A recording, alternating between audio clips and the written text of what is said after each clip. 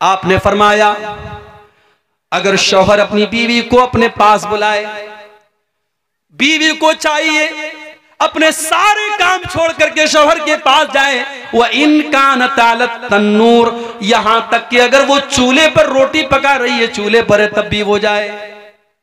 ये कौन सी बात हुई? बिल्कुल बात हुई। शौहर अपनी बीवी से 24 घंटे कभी भी उसको अपने पास बुला सकता है, और अगर बीवी के पास कोई शरई उज़्र नहीं है तो बीवी को जाना चाहिए।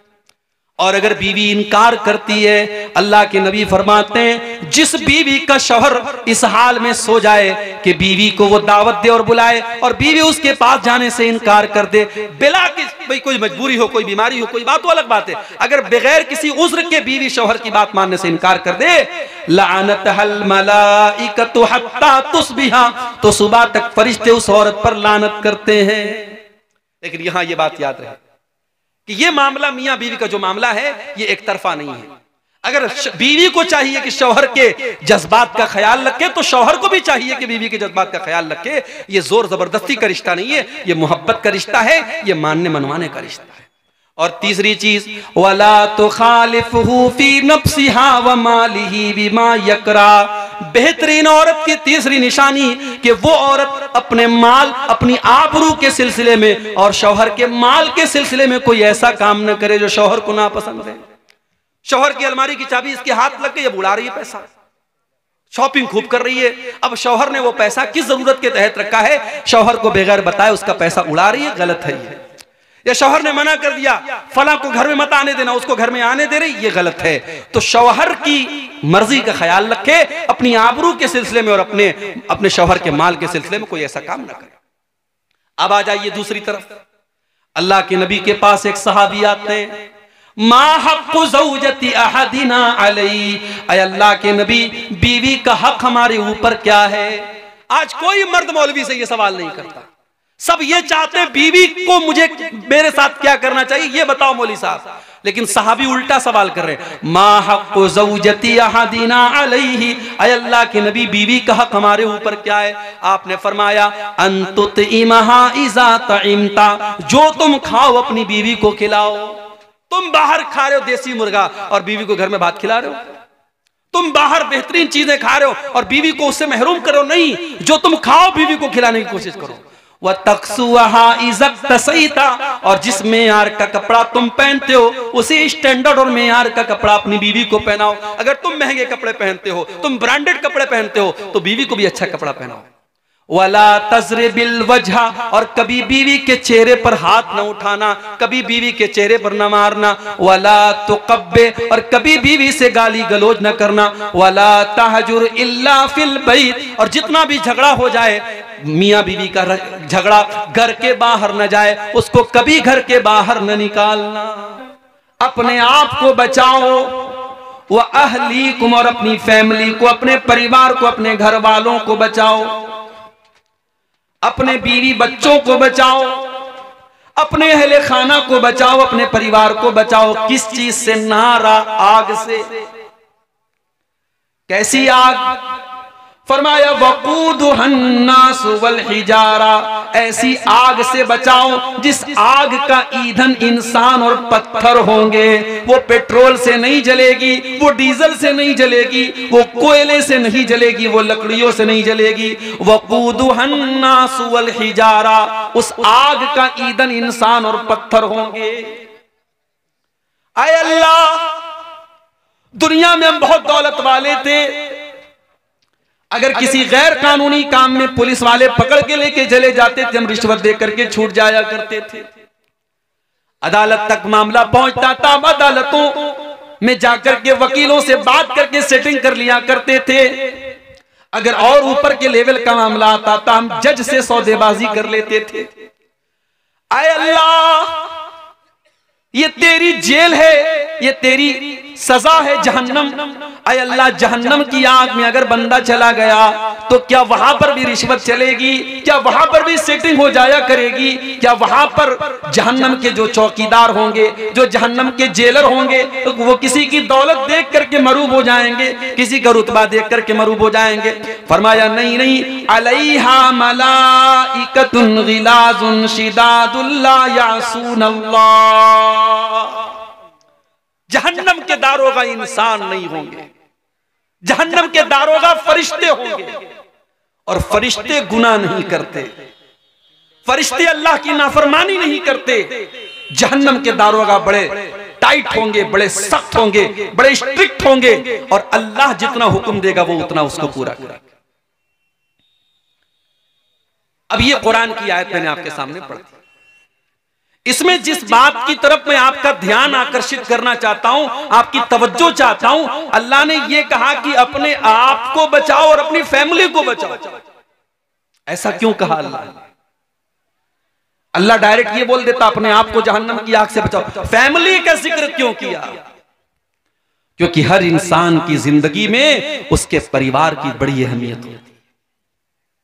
इंसान किसी अच्छी जगह जाता है, सोचता है बीवी बच्चों को लेके जाऊं। इंसान कोई अच्छी चीज खाता है, सोचता है अपनी मोहतरमा के लिए भी लेते चलूं, अपने बच्चों के लिए भी लेते चलूं। हज करने जाता है, बीवी को लेके जाता है, उम्रा करने जाता है, बीवी को लेके जाता है। परिवार को हम बहुत चाहते हैं, बहुत मोहब्बत करते हैं मेरे भाई। जिस परिवार से हम इतनी मोहब्बत करते हैं, जिस फैमिली से हम इतना प्यार करते हैं कि उसी फैमिली को सुख पहुंचाने के लिए दिन रात एक किए रहते हैं। सुबह जब से नींद खुलती है, रात को बिस्तर पे जाने तक अपने बदन का एक एक कतरा, अपने पसीने का एक एक कतरा अपने परिवार के लिए हम बहाते हैं। मजदूरी करने वाला, नौकरी करने वाला, बिजनेस करने वाला अपना दिमाग खपा रहा है, अपने जिस्म को थका रहा है, किसके लिए? अपने परिवार के लिए, अपने बच्चों के लिए। अल्लाह फरमाता है कि ऐ मेरे बंदो, जिस परिवार से तुम इतनी मोहब्बत करते हो, जिस फैमिली से इतना प्यार करते हो, क्या तुम ये चाहोगे तुम्हारा बेटा कल जहन्नम की आग में जल जाए, तुम्हारी बेटी कल जहन्नम की आग में चली जाए, तुम्हारी बीवी जहन्नम की आग में चली जाए? क्या तुम ये पसंद करोगे? कू अनफुसकुम व अहलीकुम नारा, ऐ ईमान वालो, अपने आप और अपने बच्चों को जहन्नम की आग से बचाओ। अरे आग में जाना तो बड़ी दूर की बात है, हम तो ये भी पसंद नहीं करेंगे हमारे बच्चों को हल्की सी खरोंच भी आए और हम चैन से बैठे रहें। इसी बिहार में मेरा प्रोग्राम था, कई साल पहले की बात है। मेरी बड़ी बेटी उस वक्त 6-7 साल की थी। मेरी अहलिया का फोन आया। वो जो पतंग उड़ाते हैं बच्चे, पतंग का जो मांझा होता है, उस मांझे से किसी तरीके से मेरी बच्ची की उंगली कट गई। मैं बिहार में बैठा हूं प्रोग्राम में, मैं औरतें कमजोर दिल की होती हैं, उसकी उंगली में कट लग गया, खून बहने लगा। मेरी अहलिया रोने लगी, आंसू बहने लगे उसके। फोन किया उसने मुझे। बाप का दिल बच्चों की जरा सी तकलीफ देख करके पिघल जाता है मेरे भाइयों। वीडियो कॉल पर बच्ची की उंगली को देखा, मेरी आंखों से भी चंद आंसू छलक गए। मैंने फौरन डॉक्टर को बुलवाया फोन करके, उसका इलाज हुआ। इतनी मोहब्बत करते हैं अपने परिवार से, हल्की सी खरोंच आ जाए हम नहीं पसंद करते अपने बच्चों को। अल्लाह ताला उसी मोहब्बत को याद दिला रहा है कि ऐ ईमान वालों, जिस परिवार से तुम इतनी मोहब्बत करते हो, जिसके लिए इतनी मेहनत करते हो, कल जहन्नम की आग में तुम्हारा बेटा जलने लगेगा, तुम्हारी बेटी जलने लगेगी, तुम्हारी बीवी जलने लगेगी। क्या तुम ये पसंद करोगे? कू अनफुसकुम व अहलीकुम नारा, ऐ ईमान वालो, उस जहन्नम की आग से अपने आप को बचा लो और अपनी फैमिली को बचा लो। कभी आग में जलते हुए देखा है आपने किसी को? नहीं जलते हुए देखा है तो फलस्तीन के वीडियो जरा उठा के देखो। शायद दुनिया की तारीख में इतने बड़े बड़े फिरौन कभी पैदा नहीं हुए जितना बड़ा फिरौन आज इस दौर में फलस्तीन पर जुल्म करने वाला, अपने आप को दुनिया का ठेकेदार समझने वाला मुल्क मौजूद है। दुनिया की तारीख में ये मिसालें न देखी गई होंगी कि कब्रों पर बुलडोजर चला करके कब्रों से मुर्दों को निकाल करके जलाया जा रहा है, छोटे छोटे मासूम बच्चों को मारा जा रहा है। हम और आप तो बड़े चैन से अपने घरों में बैठे हुए हैं, सर्दी के मौसम में रजाई ओढ़ के, गर्मी के मौसम में एसी और कूलर की हवाएं खा रहे हैं। वहां हमारे फलस्तीनी भाई कई महीनों से हजारों की तादाद में मारे जा चुके और मारे जा रहे हैं। उनके घरों को जलाया जा रहा है, उनके ऊपर मिसाइल के हमले हो रहे हैं। आग कैसी होती है जरा उनसे पूछ लो मेरे भाई। आग, जब कोई इंसान आग में जलता है ना, उसकी डेड बॉडी जब आप देखेंगे, कमजोर दिल और दिमाग का आदमी तो देख ही नहीं पाएगा, बेहोश हो जाएगा। दुनिया की आग में कोई जल जाए हम बर्दाश्त नहीं कर सकते, हम देख नहीं सकते। आय अल्लाह, जहन्नम की आग कैसी होगी? अल्लाह के प्यारे नबी फरमाते हैं, इन्नहा फुज़िलत अला नारि दुनियाकुम बितिसअतिन व सित्तीन, जहन्नम की आग दुनिया की आग से 69 गुना ज्यादा खतरनाक होगी। 69 गुना ज्यादा खतरनाक होगी। दुनिया की आग में कोई जल गया, एक बार जल गया, उसके बाद वो मर गया, काम खत्म हो गया। जहन्नम की आग में एक बार नहीं जलेगा। इन्नल्लज़ीना कफरू बिआयातिना सौफ नुस्लीहिम नारा कुल्लमा नज़िजत जुलूदुहुम बद्दलनाहुम जुलूदन गैरहा। हम जहन्नमियों को जब जहन्नम में डालेंगे, हम बार बार उनकी चमड़ी को जलाएंगे। एक बार जब उनकी चमड़ी जल जाएगी, हम दूसरी चमड़ी चढ़ा देंगे और फिर से उनको जलने की तकलीफ देंगे। बार बार वो जलने की तकलीफ को झेलेंगे मेरे भाई। हालात ये हो जाएंगे कि जहन्नमी कहेंगे जहन्नम के दारोगा से, कालू या मालिकू लियक़्दी अलैना रब्बुका। जहन्नमी कहेंगे, ए जहन्नम के दारोगा, ए मालिक, अपने रब से कह दे कि हमारा काम तमाम कर दे। ये जहन्नम की तकलीफ हमसे बर्दाश्त नहीं होती, ये जहन्नम का दुख हमसे बर्दाश्त नहीं होता। जहन्नम का दारोगा कहेगा, क़ाल इन्नकुम माकितून, ऐ जहन्नमियों, अब इस जहन्नम में हमेशा तुमको रहना है, अब यहां मौत आने वाली नहीं है, अब बार बार तुमको जहन्नम की तकलीफ झेलना है। अल्लाह कह रहा है कि अपने घर वालों को जहन्नम की आग से, जिस बच्चे की उंगली कटना आपको गवारा नहीं है, जिस बीवी को हल्की सी आग, अगर गैस के लाइटर से भी उसकी आग में अगर आग, उसके हाथ में आग लग जाए तो आप बेचैन हो जाते हैं, उस बीवी और बच्चे को जहन्नम की आग से क्यों बचाने की फिक्र नहीं करते मेरे भाई। आज की मेरी तकरीर का उन्वान यही है मेरे भाई कि अपने घर वालों को हम जहन्नम की आग से कैसे बचाएं। हर इंसान की जिंदगी में उसके घर की बड़ी अहमियत होती है। अल्लाह ना करे कोई अपने घर से बेघर हो जाए। तैयारियां तो कुछ ऐसी ही चल रही हैं, एक मखसूस मजहब के लोगों को आगे चल करके बहुत बुरी तरीके से टारगेट करने की तैयारियां चल रही हैं। अल्लाह हम सब की हिफाजत फरमाए। घर से बेघर कर दिया जाए, इससे बढ़ के तकलीफ और दुख नहीं है हो सकता मेरे भाइयों। इसीलिए 1400 साल पहले जब यहूदियों के कबीले ने मुसलमानों के साथ गद्दारी की और उनको उनके घरों से निकाला गया, तो अल्लाह ने इसको अपना अजाब करार दिया। वल्लज़ी अखरजल्लज़ीन कफरू मिन अहलिल किताब मिन दियारिहिम लिअव्वलिल हश्र।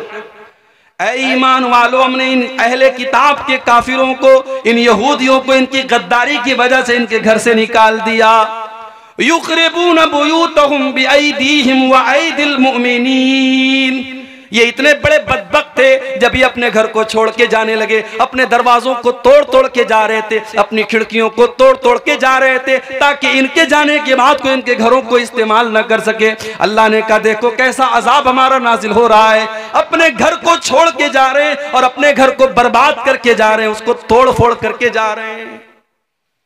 घर बहुत बड़ी चीज होती है मेरे भाई। इंसान को जिंदगी में सुकून अगर मिलता है तो घर में मिलता है।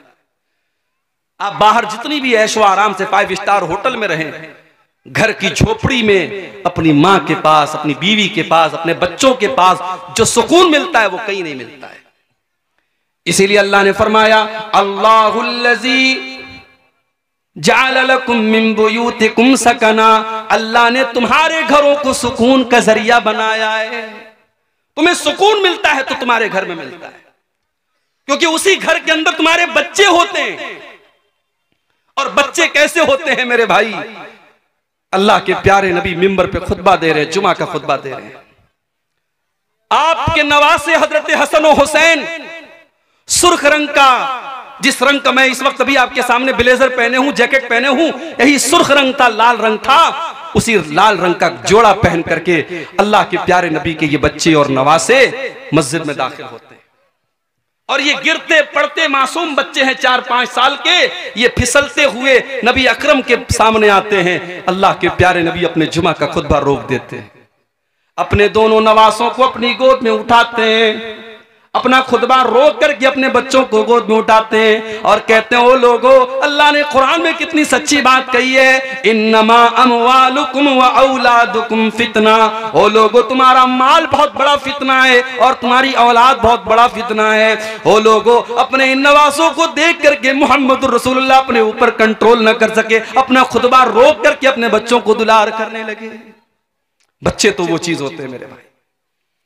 अल्लाह के नबी एक मर्तबा हजरत हसन को चूम रहे थे, एक देहाती बैठा था, उसने कहा, आए अल्लाह के नबी, आप बच्चों को चूम रहे हैं? आपने फरमाया, क्यों? उसने कहा, इन्नली अशरतम मिनल औलाद, मेरे 10 बच्चे, मैंने आज तक कभी किसी बच्चे को नहीं चूमा, किसी बच्चे को प्यार नहीं किया। अल्लाह के नबी ने फरमाया, अवला अमलिकु इन नज़अल्लाहु मिन क़ल्बिका रहमा, अगर अल्लाह ने तेरे दिल से रहम निकाल दिया है तो मैं क्या कर सकता। बच्चों से प्यार करना, बच्चों को चूमना, बच्चों को गोद लेना, बच्चों को खिलाना, ये मेरे नबी की सीरत है मेरे भाई। बाज लोग क्या होते हैं, घर में बड़े खूंखार टाइप के होते हैं, मुस्कुरा दे तो ऐसा लगता है कि बहुत बड़ा एहसान कर दिया उन्होंने, मुस्कुरा दिया उन्होंने। एकदम खड़ूस बन करके घर में आते हैं और बड़े फख्र से कहते हैं, साहब मेरे बच्चे तो मुझे देख के डर जाते हैं, मेरी बीवी मुझको देख के डर जाती है। ये कोई अच्छी बात नहीं है, आपकी बीवी आपको देख के डर जाती है। मेरे नबी की सीरत नहीं है। मेरे नबी की सीरत यह है कि बच्चे आपको देख करके खुश हो जाते थे, बीवी आपको देख करके खुश हो जाती थी। तो घर में सुकून मिलता है हमको, और घर के अंदर घरवाली है, और घरवाली का क्या कहना। अच्छा, हम ये बोलते रहते घरवाली, भाई घर तो हमारा है ना, बीवी का घर कैसे हो गया। कभी कभी शौहर लोग गुस्से में बीवी से क्या बोलते हैं, ज्यादा बोलेगी तेरे घर भेज दूंगा। बीवी के मायके को उसका घर कहा जाता है, और शौहर का जो घर होता है उसको बीवी की ससुराल कहा जाता है। आज से करेक्शन कर लो, इस गलती की इस्लाह कर लो। शादी के बाद औरत जिस घर में आई है वो उसका घर है, और ये कुरान कहता है कि वो उसका घर है। और हम लोग तो बगैर दलील के बात नहीं बोलते। दलील मैं दे देता हूं कुरान से। कुरान का 22वां पारा खोलो, बिल्कुल स्टार्टिंग में आपको यह आयत मिल जाएगी, वक़र्न फ़ी बुयूतिकुन्ना, ऐ नबी की बीवियों अपने घरों के अंदर रहा करो। घर तो नबी का था, कमरा तो नबी का बनाया हुआ था, मगर कुरान में अल्लाह ने अपने नबी की बीवियों से कहा अपने घरों में रहा करो। ये नहीं कहा अपने शौहर के घर में रहा करो। पता ये चला कि घर तो बीवी का होता है। औरतें खुश हो जाएं, घर तो तुम्हारा है, ये शौहर बेचारा किराएदार है। ये 24 घंटे में आप गौर करें, बीवी 24 घंटे में कभी कोई काम से चली गई, मार्केट चली गई, कोई किसी के यहाँ रिश्तेदारी में चली गई, वरना 24 घंटे में 20 घंटे 22 घंटे तो बीवी घर में रहती है। शौहर कितने घंटे रहता है भाई? शौहर रात में सोता है घर में, दिन में कारोबार के लिए, बिजनेस के लिए, नौकरी के लिए बाहर रहता है। उसका तो बहुत कम टाइम घर में होता है। इसलिए घर की असल मलका तो बीवी है, इसलिए औरत को घरवाली कहा जाता है, और बिल्कुल सही कहा जाता है। इसीलिए अल्लाह के नबी औरत के बारे में ये फरमाते हैं कि जब तुमको अपने घर की इस्लाह करनी है, घर को बेहतर बनाना है, तो घर वाली अच्छी लाना। मुझसे पहले शायद कोई आलिम दीन तकरीर कर रहे थे औलाद के ऊपर, औलाद की तरबियत कैसे करनी चाहिए, औलाद को कैसे सुधारना चाहिए, इस पर तकरीर कर रहे थे। मैं थोड़ी बहुत बंगला मुझे भी आती है, अल्पो अल्पो बंगला हम बुझते पारी, थोड़ी थोड़ी हम भी समझते हैं। तो इससे ऐसा महसूस हुआ कि औलाद की तरबियत पर वो बोल रहे हैं। मैं आपको बताऊं कि औलाद की तरबियत का ताल्लुक, अभी औलाद दुनिया में नहीं आई है, आपका रिश्ता तलाश किया जा रहा है, औलाद की तरबियत तो यहीं से शुरू हो जाती है। जब आपकी माँ आपके लिए रिश्ता तलाश करने जाए तो बोल दो अपनी माँ से कि माँ गरीब घर की बच्ची ले आना, थोड़ी शक्लो सूरत 19 हो ले आना, बहुत ऊंचा खानदान ना हो ले आना, मगर माँ दीनदार बीवी मेरे लिए लाना, नेक बीवी मेरे लिए लाना, क्योंकि मेरे बच्चों की माँ नेक होनी चाहिए। अल्लाह के नबी फरमाते हैं तुनकाहुल मरातु लिअरबईन, जब औरत का निकाह होता है तो 4 चीजें औरत के अंदर देखी जाती हैं। ले मालिहा, माल देखा जाता है, डुमरिया वाले क्या देखते हैं? बोलो भाई, हैं? अपाची देखते हैं? हाँ, अब ये सब भी चल रहा है भाई। अब तो शादी होती है, लड़कों से पूछा जाता है क्या मिला तुमको, 4 व्हीलर मिला कि 2 व्हीलर, जितना यानी लड़का जितना अच्छे पोस्ट पर है, अगर सरकारी नौकरी है तब तो क्या पूछना है माशाल्लाह, तो रिश्ते तो चल के उसके घर आते हैं। और बेचारा अगर थोड़ा कम कमा रहा है तो कम उसको मिलेगा, लेकिन मिलेगा। बेटा पैदा होता है ना, माँ बाप खुश हो जाते, डॉलर आया है, डॉलर, इसको जब चाहे तब कैश कर सकते।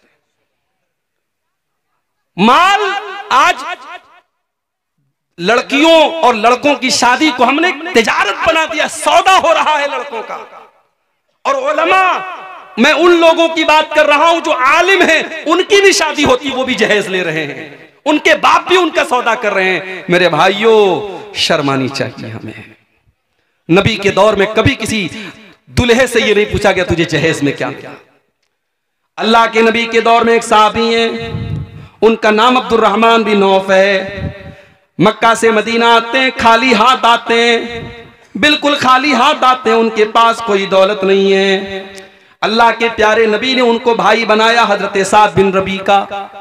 साद बिन रबी अंसारी साहबी, हजरत अब्दुर्रहमान मुहाजिर साहबी, अल्लाह के रसूल सल्लल्लाहु अलैहि वसल्लम ने दोनों का हाथ पकड़ करके भाई भाई बना दिया। अब जरा गौर से सुनना मेरे भाइयों, कितने खुददार थे साहबा। हमें तो अगर फ्री में कोई माल मिले हम तो लूटने के लिए तैयार हो जाते हैं। साहबा कितने खुददार थे, जरा अंदाजा लगाओ मेरे भाइयों। हजरत साद बिन रबी अंसारी कहते हैं, अब्दुर्रहमान, मेरे नबी ने तुझको मेरा भाई बना दिया है। अरे अब्दुर्रहमान, ये मेरा घर है, ये मेरी प्रॉपर्टी है, ये मेरे खजूरों के बागात हैं। अरे अब्दुर्रहमान, आ जाओ, मैं बंटवारा कर लेता हूँ, आधा घर तेरा, आधा घर मेरा, आधा खेत तेरा, आधा खेत मेरा, आधा बाग तेरा, आधा बाग मेरा। अरे अब्दुर्रहमान, अभी तू नया नया मदीने में आया है, अभी तेरी शादी होना मुश्किल है, अभी तुझे रिश्ता मिलना मुश्किल है। अरे अब्दुर्रहमान, मेरी 4 बीवियां हैं। अब ये शौहरों के कान खड़े हो गए, मौली साहब 4 बीवियां हैं, हमारे पास तो एक है, बड़ी मुश्किल से एक है। कई नौजवान तो अपने दिल का दुखड़ा बयान कर रहे थे, मौली साहब हम दूसरी करना चाहते हैं मगर बड़ा डरते हैं, बीवी पता नहीं क्या करेगी, ससुराल वाले क्या करेंगे। दूसरी शादी को गुनाह बना दिया गया। शादीशुदा मर्दों के कितने नाजायज ताल्लुकात है, जरा समाज पे नजर उठा के देखो। कितनी औरतों के नाजायज ताल्लुकात है, जरा नजर उठा के देखो। ये समाज हमने कहां पहुंचा दिया मेरे भाई। जो चीज जायज है उसको हमने गुनाह बना दिया और जो नाजायज उसको फैशन बना दिया। अगर कोई मर्द इस लायक है कि उसके पास ताकत है, उसके पास दौलत है, वो 2 बीवियों को रख सकता है, उनके दरमियान इंसाफ कर सकता है, तुम कौन होते हो रोकने वाले? आपने उसको जुर्म बना दिया, गुनाह बना दिया। मुझे तो सहाबे किराम की फहरिस्त में कोई सहाबी ऐसे नजर नहीं आते जिनकी सिर्फ एक बीवी हो। सहाबा के यहाँ आम था 2, 3, 4 निकाह वो किया करते थे। हमारे यहाँ गुनाह बना दिया गया मेरे भाई। और बीवियां, औरतें माशाअल्लाह, उनको तो इतना निगेटिव उनके दिमाग में डाल दिया गया, अरे तेरी सौतन आ जाएगी तो तेरा सब कुछ बढ़ जाएगा, तेरा घर बढ़ जाएगा, फिर शौहर तुझसे मोहब्बत नहीं करेगा। यहां तक बीवियां कह देती हैं कि अगर आप मुझसे सच्ची मोहब्बत करते हैं आप कभी दूसरी शादी का नाम मत लीजिएगा। और जब उनसे यह कहा जाता है कि अल्लाह के रसूल सल्लल्लाहु अलैहि वसल्लम ने 1 से ज्यादा निकाह किया है, क्या अल्लाह के नबी हजरत आयशा से मोहब्बत नहीं करते थे? क्या अल्लाह के नबी अपनी बीवियों से मोहब्बत नहीं करते थे? तो कहती है वो नबी की बात थी, उनकी बात मत कीजिए। हजरत अब्दुर्रहमान बिन औफ को ऑफर करते हैं हजरत साद बिन रबी, आए अब्दुर्रहमान, मेरी 4 बीवियां हैं, तुम किसी एक को पसंद कर लो, मैं तलाक दे देता हूं, इद्दत गुजर जाने के बाद आप उससे निकाह कर लेना, आपका घर भी बस जाएगा, आपको प्रॉपर्टी भी दे रहा हूं, आपको खजूरों का बाग भी दे रहा हूं, नौकरी भी मिल रही है, छोकरी भी मिल रही है, सारा घर सेट हो रहा है। मगर अब्दुर्रहमान कितने खुददार थे मेरे भाइयों, कहने लगे बारकल्लाहु लका फी अहलिका व मालिक, ऐ साद बिन रबी, अल्लाह तेरे माल में बरकत दे, अल्लाह तेरे परिवार में बरकत दे। ऐ साद बिन रबी, मुझे तेरी बीवी से मैं नहीं चाहता तेरा घर टूट जाए और मेरा घर बन जाए, मैं नहीं चाहता तेरे घर का आधा हिस्सा मैं ले लूं। ऐ साद बिन रबी, मैं तो बिजनेसमैन आदमी हूं, मैं तो ताजिर आदमी हूं, मुझे तो कारोबार करना आता है, मुझे मार्केट का पता बता दो, मुझे बाजार का पता बता दो, मैं अपने पैर पे खड़ा हो जाऊंगा। और दुनिया की नजरों ने देखा अब्दुर्रहमान बिन औफ ने हलाल बिजनेस किया, हलाल तिजारत की, घी और पनीर का कारोबार उन्होंने शुरू किया और कुछ दिनों में अल्लाह ने इतनी बरकत दी, उन्होंने एक अंसारी लड़की से शादी की। और जब शादी की तो बीवी को मेहर में उन्होंने क्या दिया? सोने की खजूर की गुठली के बराबर उन्होंने सोना दिया। और उस जमाने में शादी होती थी तो औरतें खुशबू लगाती थी, वो जर्द रंग की खुशबू होती थी, और अगर दुल्हा के कपड़े पर वो खुशबू मिल जाए तो समझ जाओ उसकी शादी हुई है। जैसे हमारे आजकल हल्दी लगाई जाती है, शादी के पहले हल्दी की बाकायदा अब तो रस्म होने लगी है। पता नहीं आपके इलाके में क्या हाल है, अब कहीं कहीं बाकायदा हल्दी के नाम से फंक्शन होता है, लड़के लड़कियां हल्दी रंग का कपड़ा पहनते। हराम है ये गैरों की मुशाबहत है। जाके इंटरनेट पर सर्च कर लो, ये हल्दी का ताल्लुक ये बाकायदा एक मजहब से है, एक मजहब के अंदर उसको पवित्र बताया गया, उसको मुबारक बताया गया है। अगर ये समझ करके आप हल्दी लगा रहे हैं तो फिर ये हराम हो जाएगा मेरे भाई। और आप बाकायदा उससे एक फंक्शन बना के कर रहे हैं, उसमें नाच गाना तक भी हो रहा है। तो हजरत अब्दुर्रहमान ने निकाह किया, उनके कपड़े पर जर्दी लगी थी। अल्लाह के प्यारे नबी सल्लल्लाहु अलैहि वसल्लम की नजर पड़ गई। आप समझ गए कि अब्दुर्रहमान ने शादी की है। कहा, अब्दुर्रहमान क्या तुमने शादी की है? हाँ अल्लाह के नबी मैंने शादी की है। आपने फरमाया तुमने बीवी को मेहर में क्या दिया? देखो नबी का सवाल देखो, नबी ने ये नहीं पूछा तुमको जहेज में क्या मिला, क्योंकि साहबा के दौर में जहेज का कोई तसव्वुर ही नहीं था। वो खुददार लोग थे, वो आज हमारी तरह भिखारी नहीं थे मेरे भाइयों। वो नौजवान कितना बड़ा भिखारी है, वो अच्छी नौकरी कर रहा है, अच्छा पैसा कमा रहा है, मगर वो इतना बड़ा भिखारी है, जब तक ससुराल से बेड न मिले वो रात में सोएगा नहीं, जब तक ससुराल से फ्रिज न मिले वो ठंडा पानी न पिएगा, जब तक ससुराल से उसको गाड़ी न मिले वो रोड पर गाड़ी न चलाएगा। अरे तू इतने पैसे कमाने के बावजूद एक नंबर का तू भिखारी बना हुआ है। अल्लाह के नबी अपने साहबी से सवाल करते हैं, तूने अपनी बीवी को मेहर में क्या दिया? फरमाया नवातम मिन ज़हब, ऐ अल्लाह के रसूल मैंने अपनी बीवी को खजूर की गुठली के बराबर सोना दिया है। तो जब शादी करते हैं तो लोग माल देखते हैं, वह जमालिहा, और कुछ लोगों की नजर खूबसूरती पर होती है। माँ चाहती है मेरी बहू ऐसी आए, पूरे गांव में पूरे इलाके में तारीफ हो, बहुत खूबसूरत बहू आई है।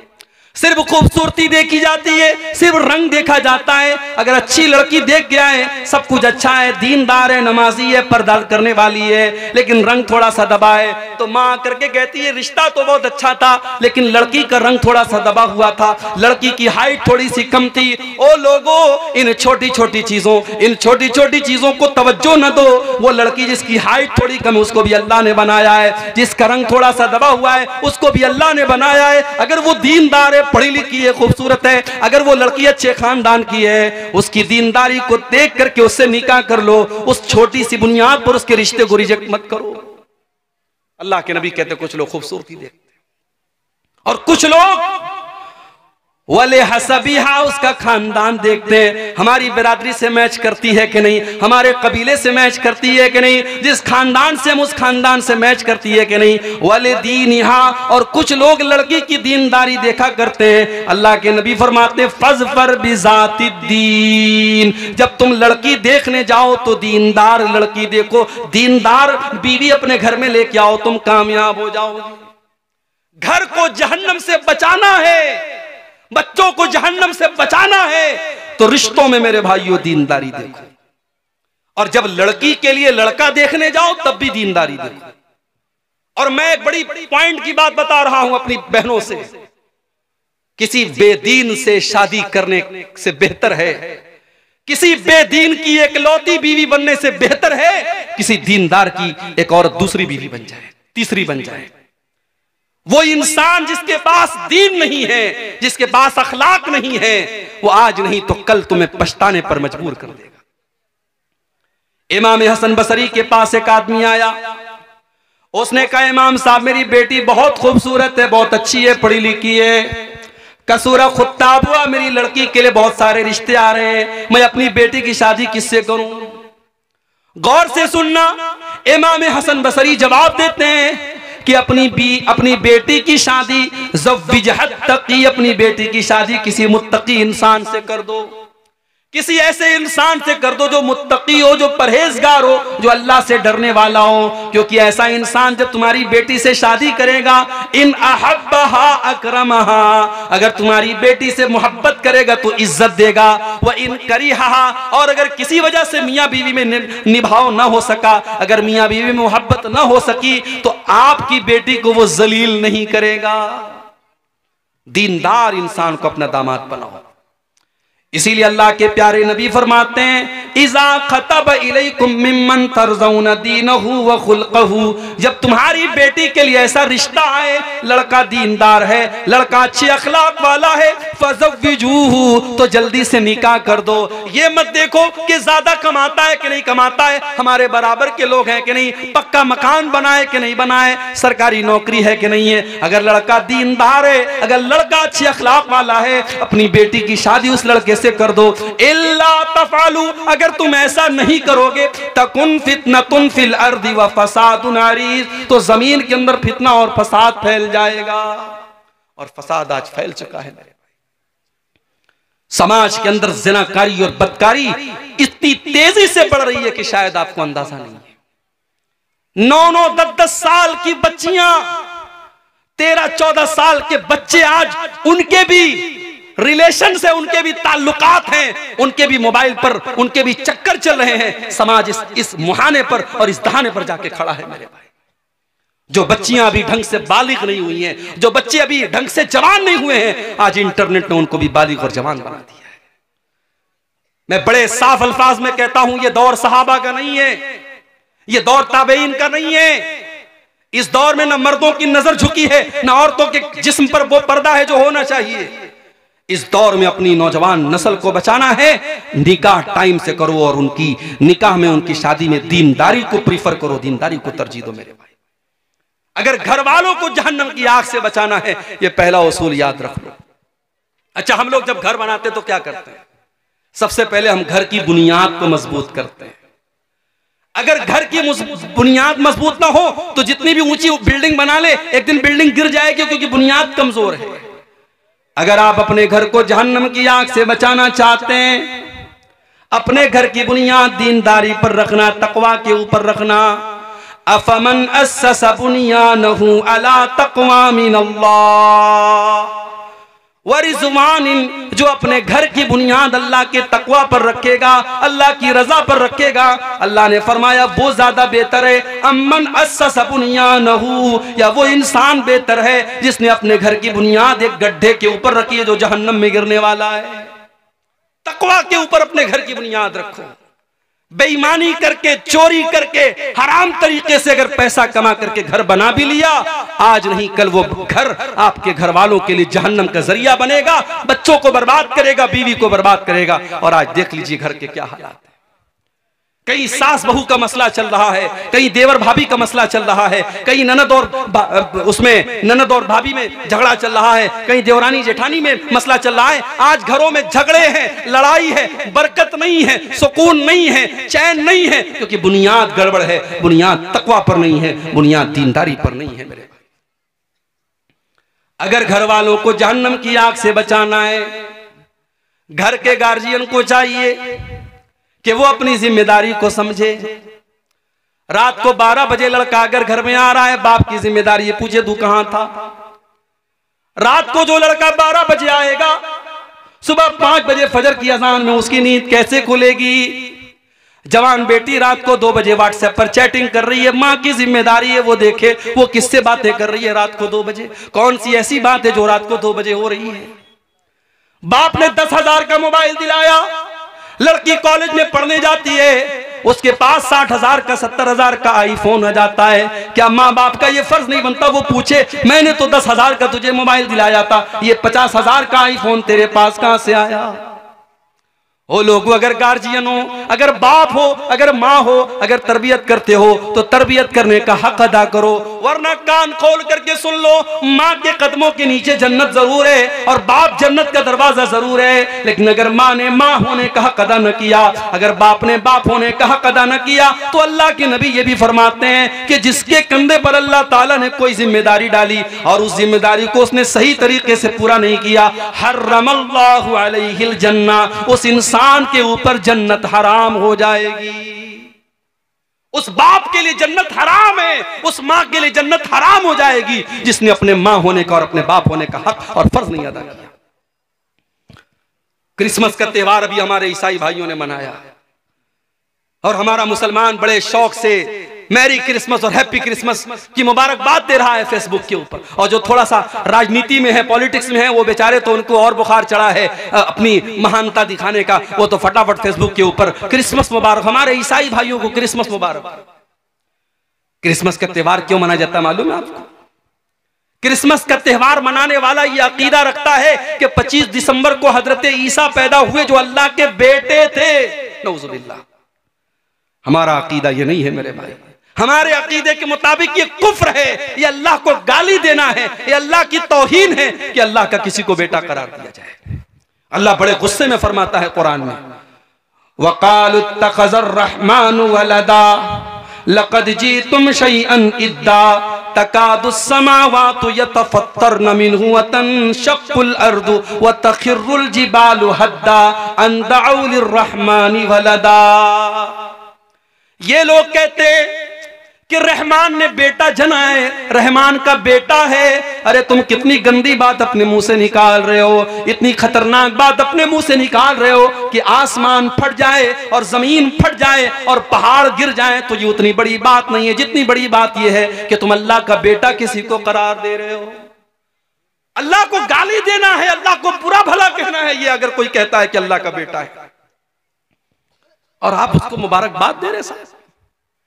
हाँ, जाओ अपने ईसाई भाई से मोहब्बत करते हो, अगर उससे तुम्हें ताल्लुक और लगाव है तो जा करके उसको कुरान से हजरत ईसा की पैदाइश का वाकया सुना देना, उसको हजरत मरियम का वाकया सुना देना। मरियम पैदा हुई, मरियम की मां ने नजर मानी कि अल्लाह अगर तूने मुझे बेटा दिया, उस बेटे को मैं तेरी राह में लगा दूंगी, उस बेटे को मैं बैतुल मुकद्दस का खादिम बनाऊंगी। हाय हाय, आज वो माएं दुनिया से खत्म हो गई जो अपने बच्चों को दीन के रास्ते में लगाया करती थी। आज तो माँ का सपना क्या है, अय अल्लाह मुझे ऐसा बेटा दे जो डॉक्टर बन जाए, जो इंजीनियर बन जाए, जो वकील बन जाए, जो जज बन जाए, जो पुलिस ऑफिसर बन जाए। मेरे भाइयों, अगर माँ का ये सपना है कोई गलत बात नहीं है, मगर वो माएँ समाज से खत्म हो गई जो ये चाहत रखती थी कि अल्लाह मेरा बेटा कुरान का हाफिज बन जाए, अय अल्लाह मेरा बेटा दीन का आलिम बन जाए, अय अल्लाह मेरा बेटा दीन की खिदमत करने वाला बन जाए। इमाम बुखारी रहमतुल्लाह अलैह, उनकी मां का वाकया, उनकी सीरत लिखने वालों ने लिखा है। इमाम बुखारी की अभी उम्र बहुत कम थी, बहुत छोटे से थे, 4-5 साल के थे। एक मर्तबा इमाम बुखारी बहुत बीमार हो गए, बुखार चढ़ गया उनको, और बुखार ऐसा चढ़ा, इतना सख्त बीमार हो गए इमाम बुखारी, उनकी आंखों की रोशनी चली गई। उनकी मां का बड़ा सपना था मेरा बेटा नबी की हदीसों का आलिम बने, नबी की हदीसों को याद करे, नबी की हदीसों का प्रचार प्रसार करे। मां ने देखा बच्चे की आंखें चली गई।